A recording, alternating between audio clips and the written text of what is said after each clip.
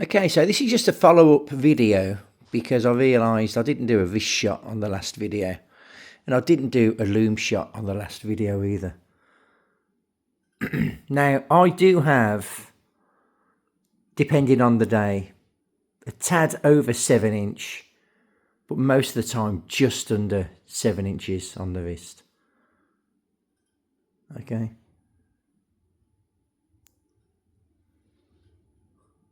So as you can see,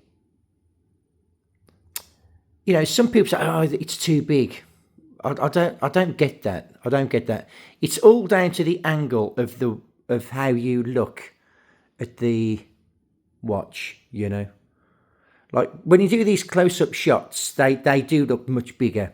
When you look at yourself in a mirror from a distance, they look perfect. And it also depends on what your eyes are drawn to. If your eyes are looking at the overall case close up, they feel your wrist for certain. But if you put it back and you tend to focus on the bezel more, they look perfect.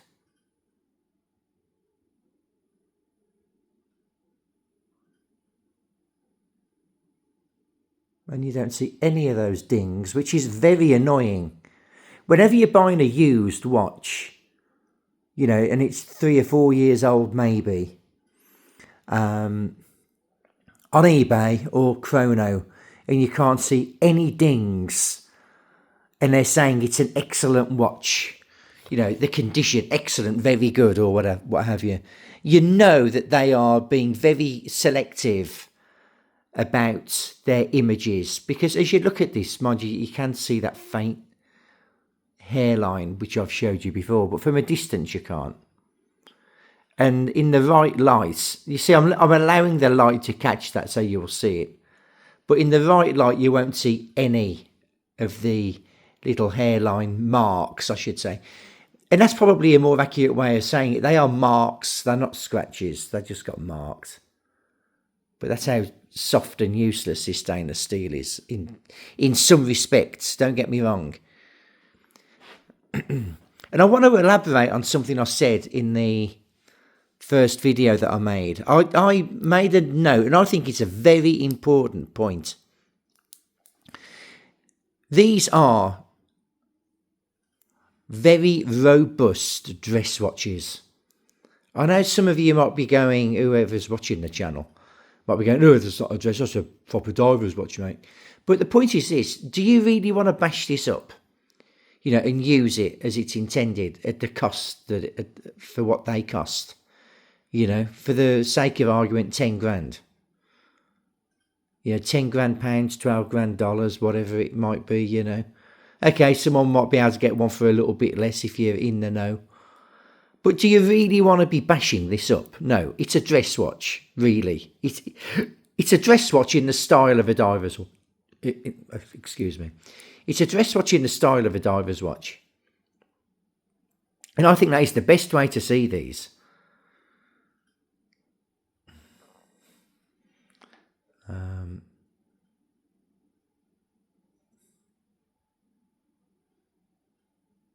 But they are beautiful watches. Make no mistake. They are beautiful watches. A funny story. My brother had this watch. And I live several hours away from my brother. And he came to visit me. And I didn't notice his watch until he left. And I thought, he's got a bloody Rolex Starbucks on. And it wasn't until about 6 months later I visited him. And I got this on, and he didn't know I got this.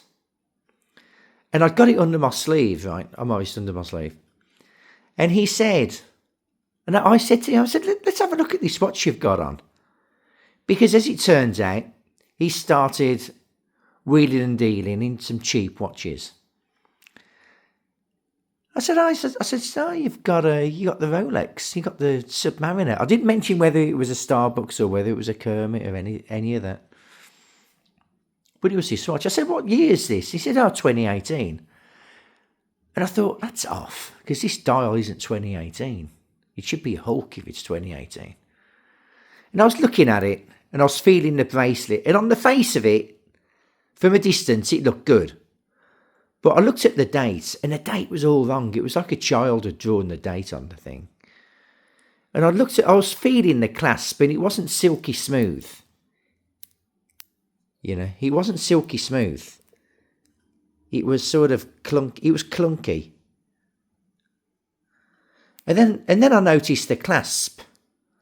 It had no it had no, on the fly adjustment. It had none of this. It was just the Oyster. It was the Oyster Perpetual clasp, or the clasp you find on the GMT,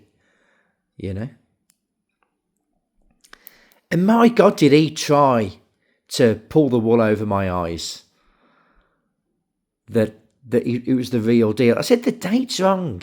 And he said, how do you know? And so it was one of those epic moments where I just roll up my sleeve. And I said, because that's what a real one looks like. And he was just silent. Oh my word, it was the funniest thing. He goes, you've got one of the new ones. He goes, yeah, I really like what they do with the lugs here. I said, so how much did you pay for yours? And he tried to continue to lie. He said, $8,000. I said, for God's sake, Paul. I said, if this was a 2018 watch, I said, you'd be paying 16 grand, not 8 grand. What are you doing, man? But he wouldn't let me have it. He wouldn't let me have it that he got a fake Rolex. What an idiot. Anyway, I put it back on the wrist. On my, I'm going to say a 7-inch wrist. Slightly over in the summer, slightly under in the winter.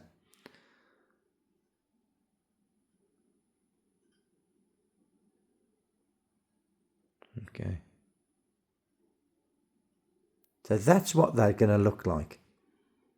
Don't let anybody say it's too big. It's perfect. Now, I do appreciate some wrists are slightly different. I've got quite a flat wrist, I suppose. I've got quite a flat wrist. I think I've got very, very puny wrists, but I suppose if you're hovering around a 7, yeah, it's slightly above average, as all the girls say. But there you go. Perfecto. But listen, I'll still stand by it. This is a dress watch. It's a dress watch. It's a chunky, heavy-duty dress watch. Okay, look, thanks again for watching. Until the next time. Sayonara.